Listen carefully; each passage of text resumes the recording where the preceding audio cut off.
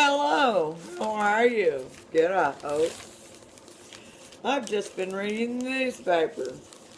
One of my favorite papers is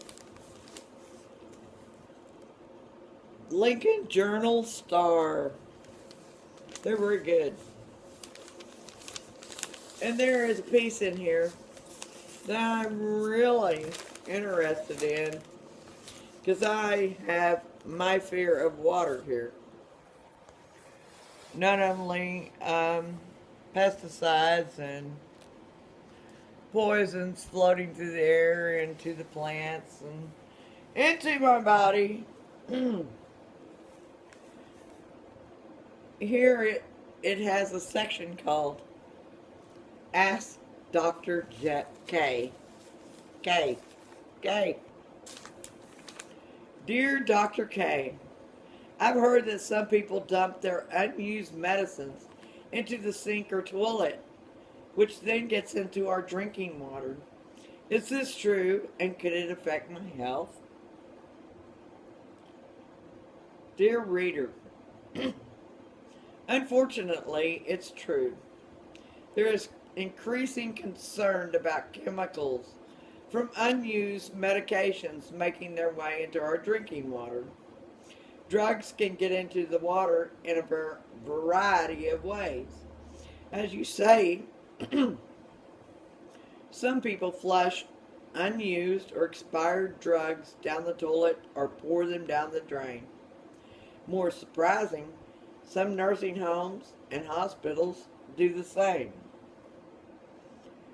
Drug manufacturing facilities contribute to pharmaceutical pollution. Agricultural waste is another issue of growing importance.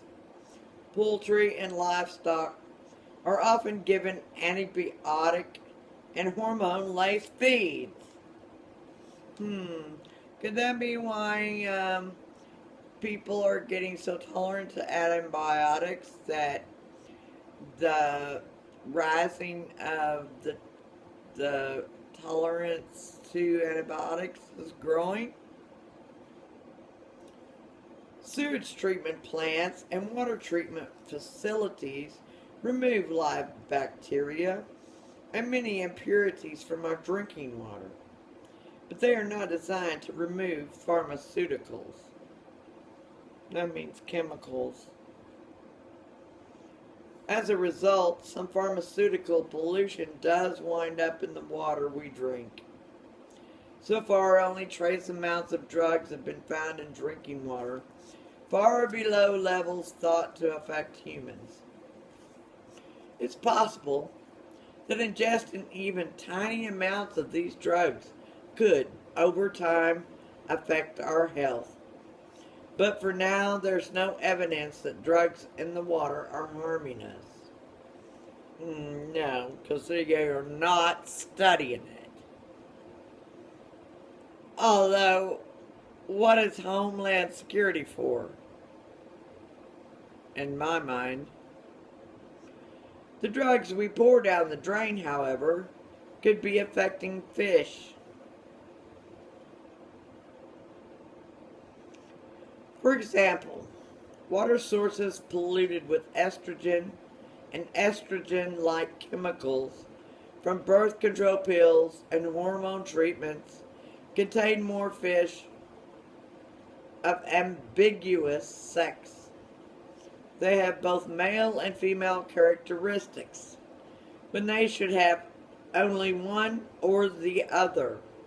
The impact of this on fish breeding is unclear, and it's really making me wonder, is this what's causing the transistor issue? New guidelines encourage responsible drug disposal for hospitals and nursing homes, and we can do our part as well.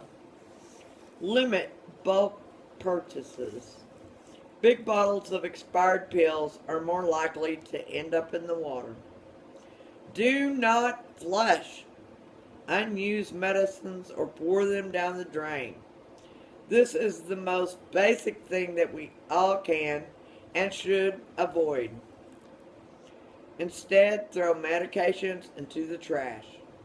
Medications disposed of this way are incinerated or buried in landfills. This isn't ideal, but it's preferable to flushing or pouring them down the drain. In other words, putting them into our drinking water.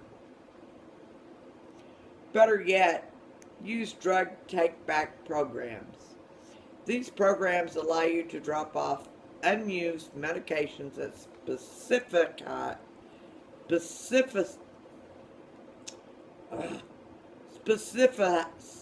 specified locations in your community. In other words, they have places to take them.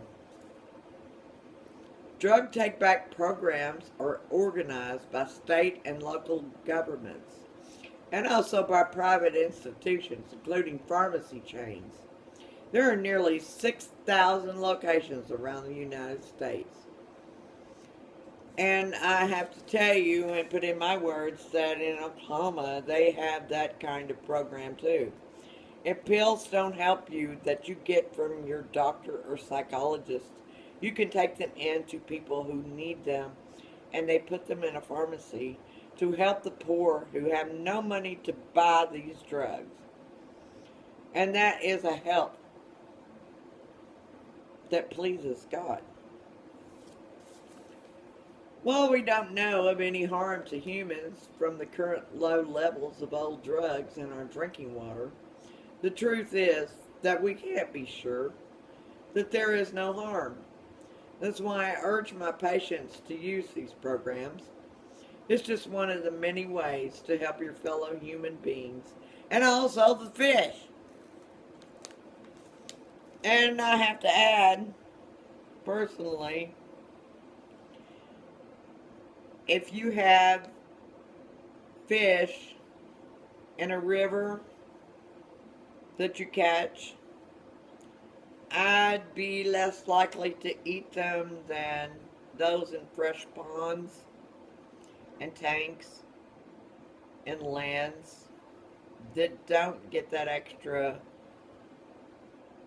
chemicals unless a flood brings it in. Because what do you think a flood does?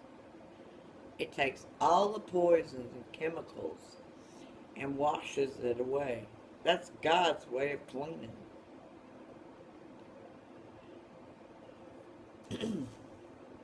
Well, we don't know of any harm to humans from the current low levels of old drugs in our drinking water. The truth is that we can't be sure. There is no harm. That's why I urge my patients to use these programs. It's just one of the many ways to help your fellow human beings and also the fish. I'll close as I often do.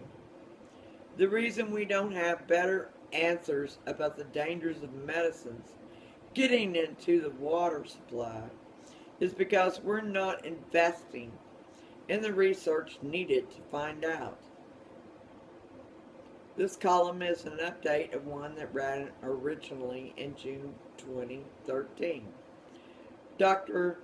Komaroff is a physician, a professor at Harvard Medical School.